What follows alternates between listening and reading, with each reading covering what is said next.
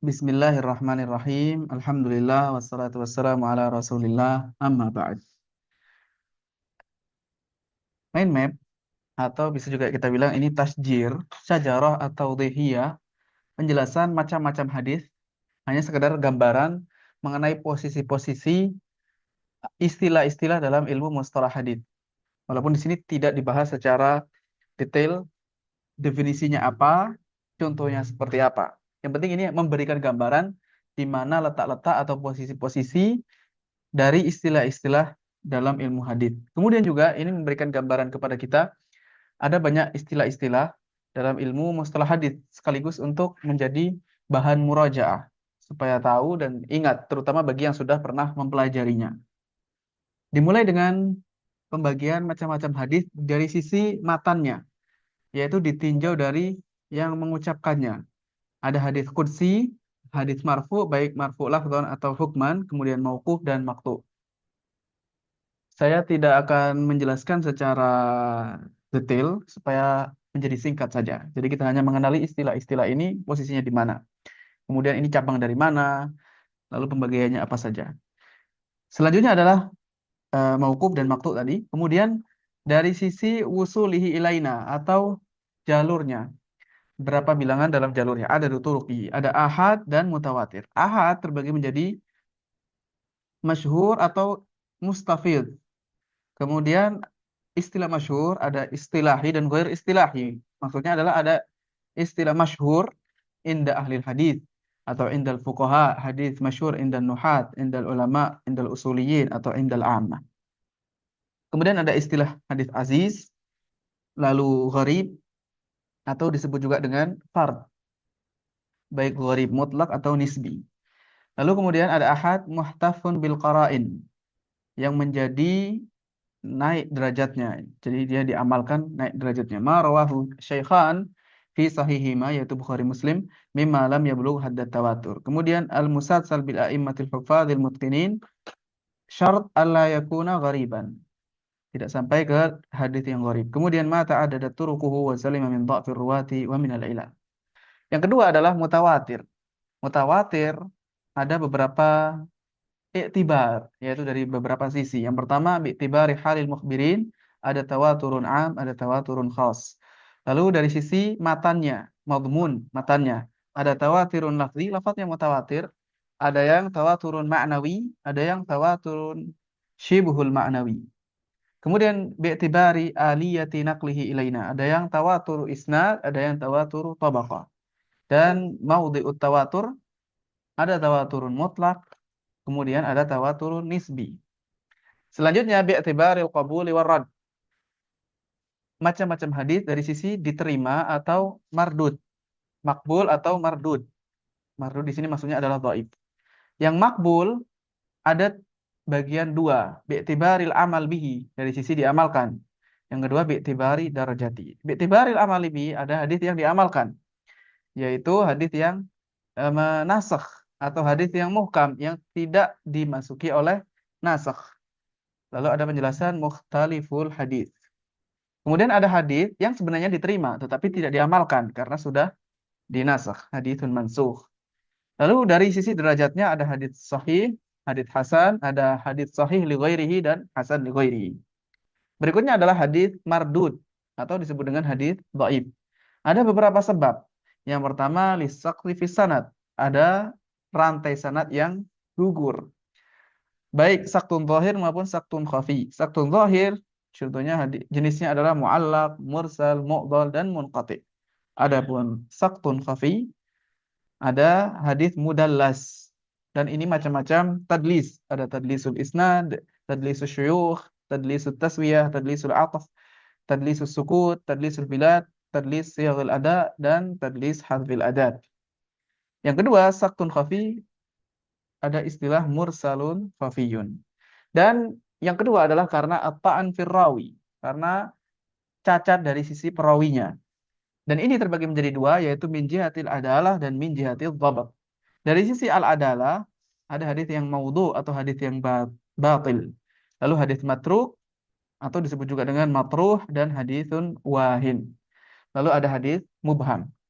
Dan dari sisi dhabatnya atau disebut juga dengan hadis yang lemah karena illah khafiyah. Ini macam-macamnya banyak, maqlubun, muttarib, mudraj, mukhtalat, musahhaf, muharraf, mazidun fi muttasilil isnad, mu'allal. Ini sebab mu'allal ini sebenarnya masuk ke jihatud dhabat, ta'an fil rawi. Ini menyatu di sini. Kemudian mungkar dan ada syadz, lemah karena syudzud. Kemudian macam-macam hadis musahhaf bi'tibari maudhi'ihi, tempatnya tashif isnad dan tashif matan. Dan bi'tibari mansya'ihi, dari tashif basar atau tashif sama. Dan hakikatihi tashifun fil lafadz, lalu tashifun fil ma'na. Ini dibuat oleh penulisnya Abu Ruqayyah Adz-Dzahabi yang berasal dari tulisan beliau, As-Sairul Hadits fi Tawdih Ulumil Hadits.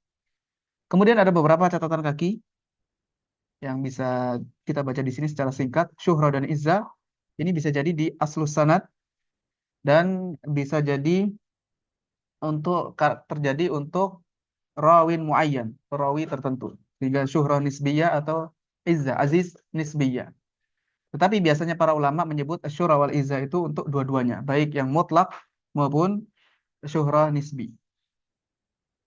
Sehingga mereka mengatakan hadis masyhur atau hadis aziz. Walaupun di tengah-tengah sanad, bukan di aslus sanad. Lalu pembagian hadis mardud ini sebenarnya dia adalah hadis dhaif karena tidak terpenuhi salah satu dari syarat hadis sahih, yaitu biasanya disebut 5 tetapi disebutkan di sini 4 karena digabung adalah dan dhabutur rawi. Yang pertama ittisalus sanad, lalu yang kedua adalah wadhabtur rawi atau ruwat jamak dari rawi, adamul syudzuz dan adamul illah. Pensyaratan illah, adamul illah, tidak ada illah dan tidak ada syudzuz dalam masalah pensahihan hadis ini diselisihi oleh banyak ulama hadis, diselisihi oleh banyak ulama fikih dan ulama usul fikih. Dan mereka memandang bahwasanya dua syarat ini, adamul illah dan adamul syudzuz, ini tambahan karena tidak sesuai dengan usul mereka.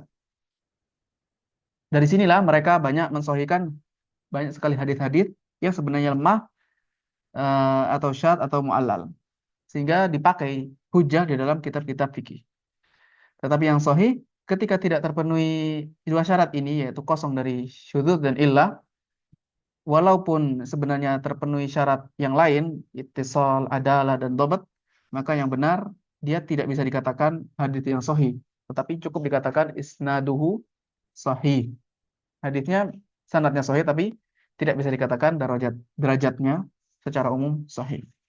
Kemudian yang dimaksud dengan illah bukanlah ilat yang zahir, seperti lemahnya seorang perawi atau jahala atau inqita' zahir. Walaupun sebenarnya hadis menjadi cacat karenanya, tapi itu bukan yang dimaksud. Yang dimaksud dengan illah di sini adalah al-illah al-khafiyah al-qadihah, illah yang tersembunyi yang merusak. Yang merusak walaupun secara zahir selamat dari illah, selamat dari cacat. Tetapi cara mengetahuinya adalah digabungkan di jam'ur riwayat. Ya, dan disebutnya illah kemudian syudzuz ini sebagaimana yang disebutkan di sini karena menyelisihi jumhur atau mayoritas ulama fikih dan ulama usul fikih yang mereka tidak menganggap hadis itu cacat gara-gara al-umur al-khafiyah. Lalu kemudian adalatur ruwat yang dimaksud adalah al-adalah al-mushtaratah fi qabuli syahadah. Selanjutnya wa yadkhulu fi hadzal bab, dari sisi adalah ini termasuk juga kalau ada perawi dari kalangan ahli bid'ah, baik bid'ah yang menyebabkan kafir keluar dari Islam atau bid'ah yang tidak sampai keluar dari Islam, bid'ah mufassiqah, baik penyeru ataupun tidak. Termasuk juga kalau perawinya majhul. Dan ada dua macam, jahalatul ain dan jahalatul hal. Jahalatul ain itu memang tidak dikenali orangnya. Kalau jahalatul hal sudah dikenali orangnya tetapi kondisinya tidak diketahui. Kemudian al-matruk, catatan kaki yang keenam. Lafaz matruk adalah sebabnya, bisa jadi matruk itu karena litaan fi dhabtir rawi. Litaan fi dhabtir rawi. Di sini matruk disebutkan min jihatil adalah. Bisa jadi juga karena dhabtur rawi. Misalnya perawinya sebenarnya thiqah tetapi banyak salah. Banyak salah. Sehingga para ulama meninggalkan riwayatnya. Lalu ada catatan kaki mungkar, lawannya adalah hadis ma'ruf, dan syad lawannya adalah hadis mahfuz. Ya, ini gambaran secara umum istilah-istilah hadis dan petanya, tasjirnya, sehingga kita bisa melihat gambaran secara umum di mana posisi-posisi dari istilah-istilah tersebut, sekaligus kita mendapatkan banyak faidah tambahan dari catatan kaki di sini. Wallahu a'lam bishawab. Wassallallahu wasallam ala nabiyyina Muhammad walhamdulillahi rabbil alamin.